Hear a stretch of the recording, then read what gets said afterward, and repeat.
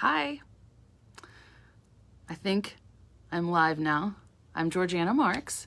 I'm an attorney with Oklahoma Senior Law, and we plan to do this probably short little Facebook Live video today to talk about our firm, to talk about elder law, and specifically to talk about one of the questions I get a lot, which is Medicare versus Medicaid, and is there a Medicare benefit that will pay for long-term care?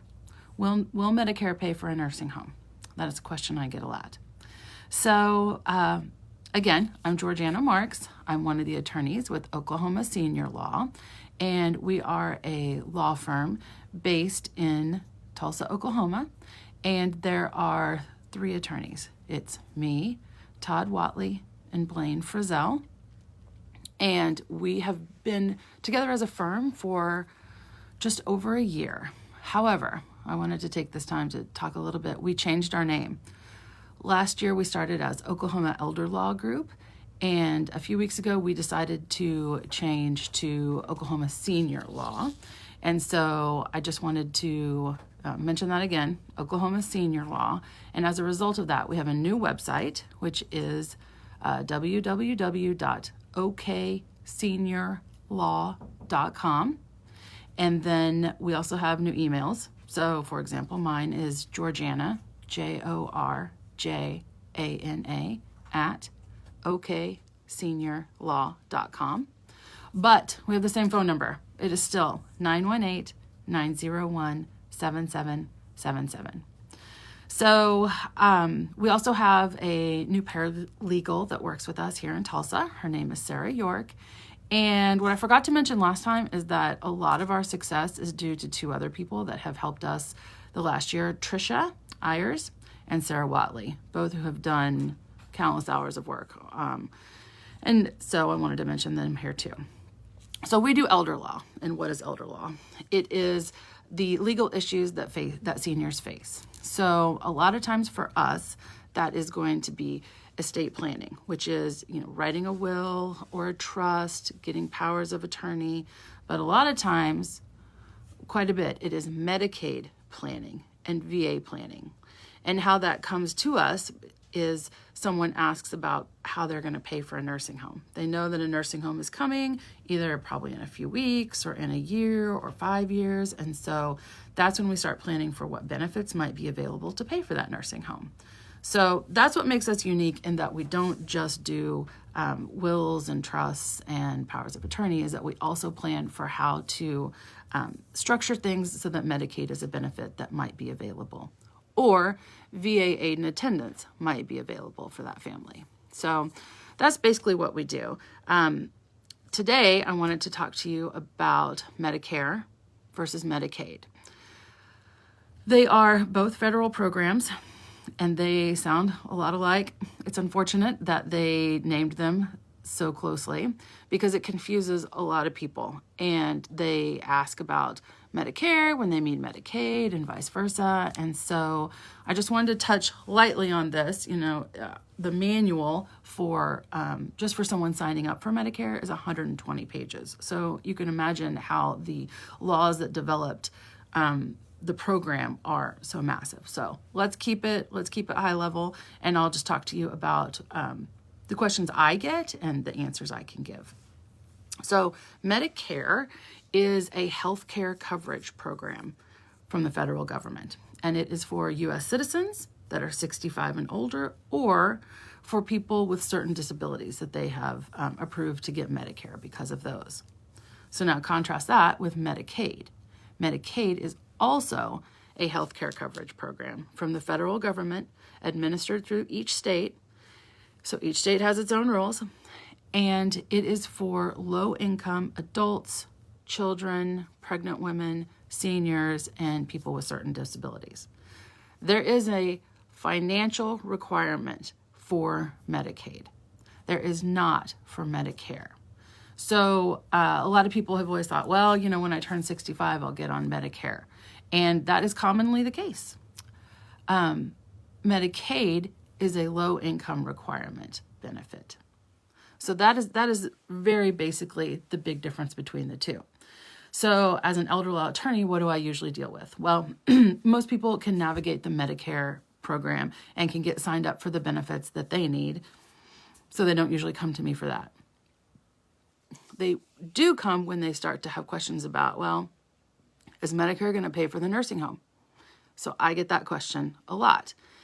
And the answer is not really. No, there is not really a benefit for long-term care. And the key here is in the terminology that's used. So long-term care is what we have typically thought of as the nursing home, right? So what Medicare does cover is a limited skilled nursing rehabilitation benefit, which is often physically at a nursing home. So let me bring it back a little bit and talk about Medicare separately. So Medicare is a healthcare coverage for people who are usually 65 and older or have certain disabilities that they've approved to receive Medicare. So what happens is there are 4 parts to Medicare. There's Part A, and that's hospitalization coverage. There's Part B, that is going to be what people typically think of as health insurance. So that's going to cover your doctor's visits, your labs, x-rays, outpatient surgeries, those types of things that you expect. There is a Part C, which is the Medicare Advantage, which is a separate type of Medicare program. And hi, Carly, thank you. And then there's, so it's like a supplement. And then there's Part D, which is prescriptions. So people go through all those decision making when they first sign up for Medicare. And as a side note, the enrollment period for 2020 is October 15th through December 7th of this year. And that's when you can go in and evaluate your choices. So keep those dates in mind if you are in that category of receiving Medicare. So how does this come into play with a long-term care? What we see is that someone might go into the hospital for a fall, for example, and she has broken her hip. And she is checked into the hospital. She's there for 3 nights because she had to have surgery and they had to set it, and now they're not ready to release her. But then it's time for her to go somewhere else, right? And she doesn't stay at the hospital. The hospitals don't want you to stay. So the doctor says, well, she needs to go to rehab. She needs to go to skilled nursing. So at that point, the family works with the social worker, and the social worker will say, you know, they're either going to say, I found 1 place for mom to go, or I found 3 places. What's your choice? It kind of depends on the person. And so they're going to go, the mom is going to go into a skilled nursing rehab. She'll check in there, and then Medicare is going to pay for part of her stay there. Medicare has a set number of days. So for days 1 through 20, Medicare will pay 100% of her stay in the skilled nursing rehab. For days 21 through 100, Medicare will pay everything except for what I consider it like a copay, because I still think in those types of insurance terms. But basically, the mom will have to pay $176 per day. And that is the 2020 rate, $176 per day for days 21 through 100. And then starting at day 100, Medicare does not pay anymore. That is it. That is a very discrete period of time. Day 1 through 100. That's your benefit. So, and that is for a skilled nursing. That is not for long-term care. So even though they're both at the same place, sometimes like literally the same facility, sometimes there's going to be like a skilled nursing section of the facility, and then there's the long-term care section. So even though you're there and like, you know, the grandkids are like, oh yeah, grandma's in the nursing home, she's there on skilled nursing. So it's different. So we see people that will come in and say, okay, so grandma she's in skilled nursing, and they say she's probably not going to ever be able to go home. So at the end of her stay there, whether that is day 20, day 21, or day 77, she's going to need to transition to long-term care. So what do we do? Because Medicare is not paying for that. That is your answer. Medicare is not paying for the long-term care. They will pay for the skilled nursing rehab. They're not going to pay for the long-term care.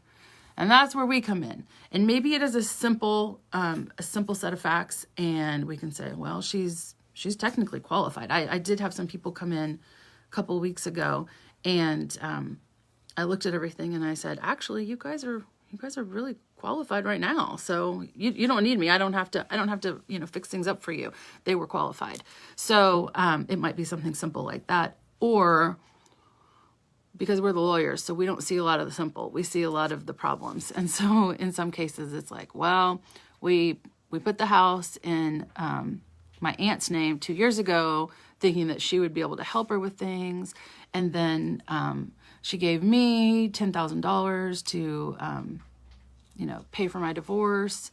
And so they start going through all these things, and we're able to say, okay, well, we've got some things we need to deal with here, because technically those are going to be problems for qualifying for Medicaid. So let's get the full picture and see what we can do to help.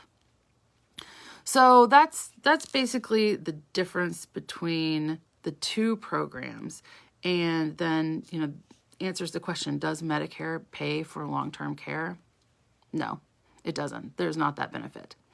So what do people need to do to get qualified for Medicaid, right? Because when you're faced with the decision that grandma is not going home, so she's probably going to have to move to the long-term care side of the facility, or if they don't have room, then we're going to have to find a new place for her.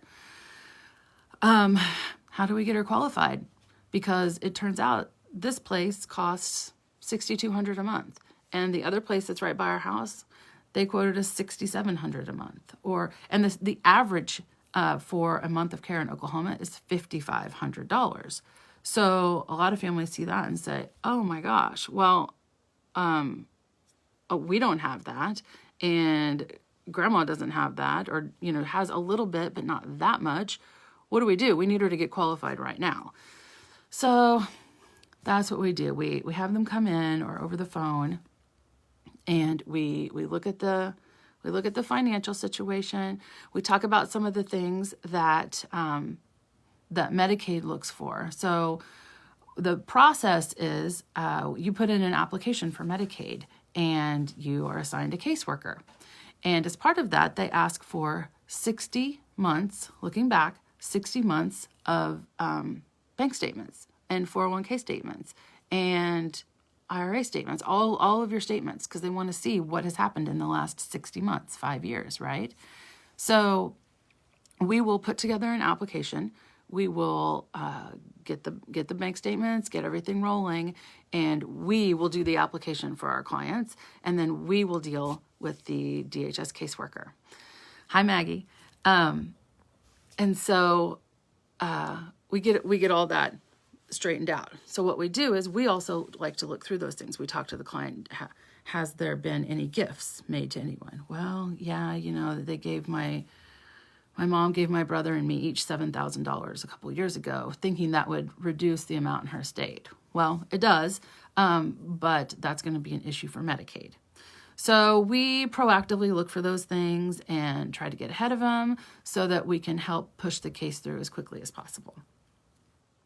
There are, the rules for Medicaid are that the person needing the care, and this is in Oklahoma, the person who needs the care, the institutionalized person, has to have less than $2,000 in countable assets. There's also an income requirement, but the biggest problem that we see for people is getting them to the $2,000 in assets. And sometimes it's just that there are different tools we can use to help people get there, but a lot of what people talk about in the past has been just spend down. You just have to spend it down. Well, that is true. However, there are better ways to spend down and less good ways to spend down. And so that's another part of what we do is we talk to our clients about, well, you've got such amount of assets that we're going to need to get down to $2,000. And so these are our various tools that we use for, this type of situation. And here's the type of spend downs we think would benefit you best and would not necessarily just be getting rid of money to qualify for Medicaid.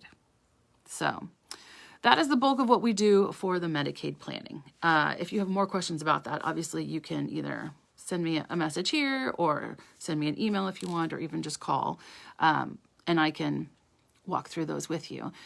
Another part of what we do is VA planning, and that is planning for a VA benefit called Aid in Attendance.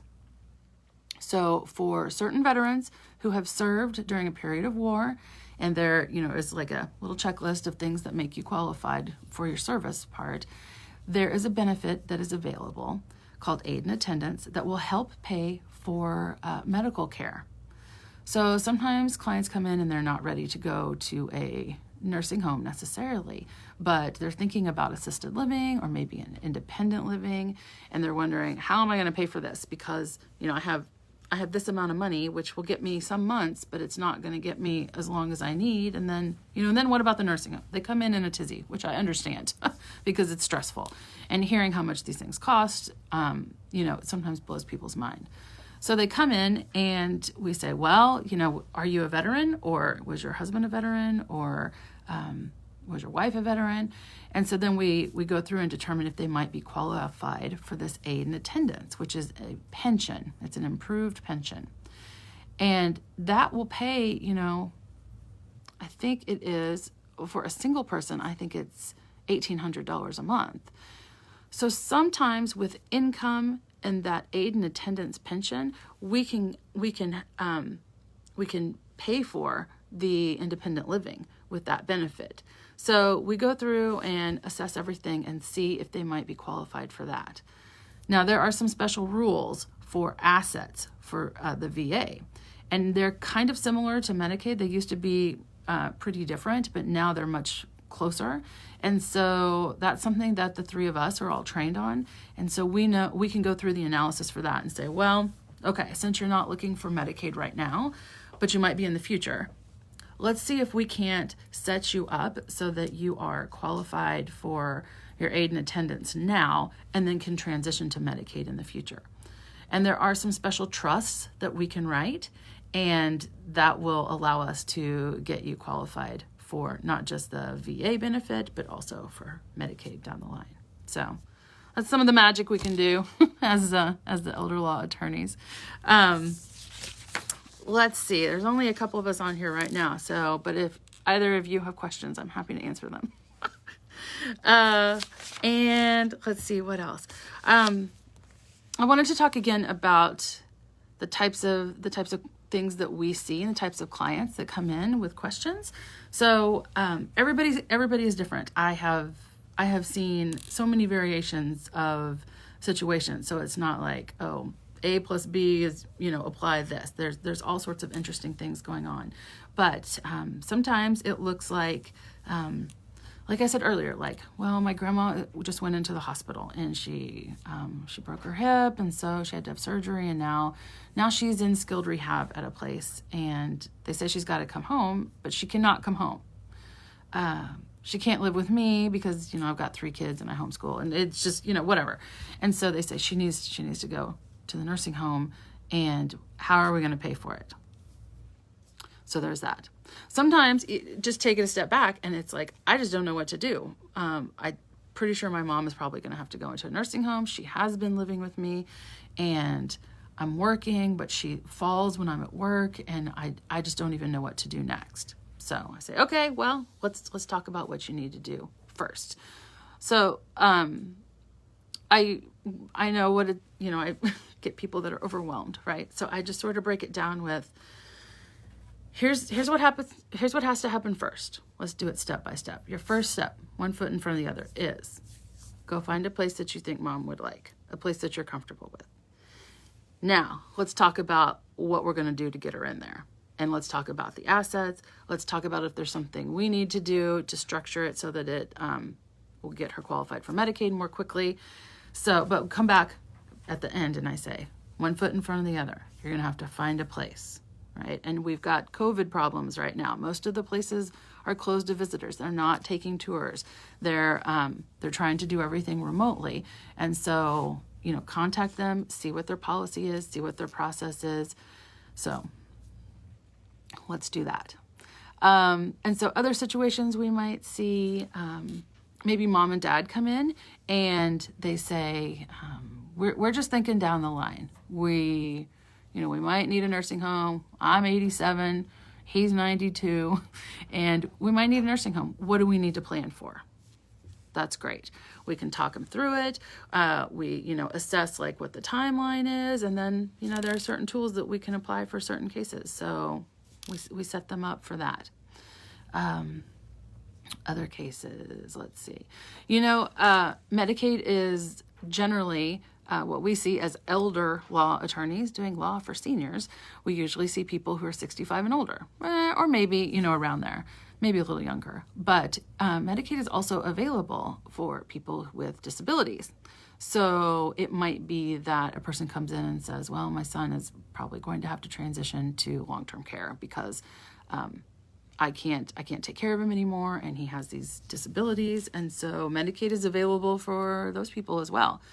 So we go through, the analysis, and we do the application, and we, push that through to a decision, and that's part of what we do as well. So we're using those Medicaid rules all day long for the people that can get it. And let's see, I want to tell you guys again that our website is www.okseniorlaw.com, and our phone number is 918-901-7777. And if you have questions about Medicaid in Oklahoma or VA aid and attendance in Oklahoma, we are happy to talk about those with you, and you can schedule a consult with us, and we will we'll try to do that over the phone with COVID. If it has to be in person, then we have a great system for social distancing in a nice big room, so we can make it work. But you might start by giving us a call, and if you have questions, you can put them below, and this is for people who are watching later. I can jump on and answer them later, or you can send me a message. So, okay, thanks for being with me.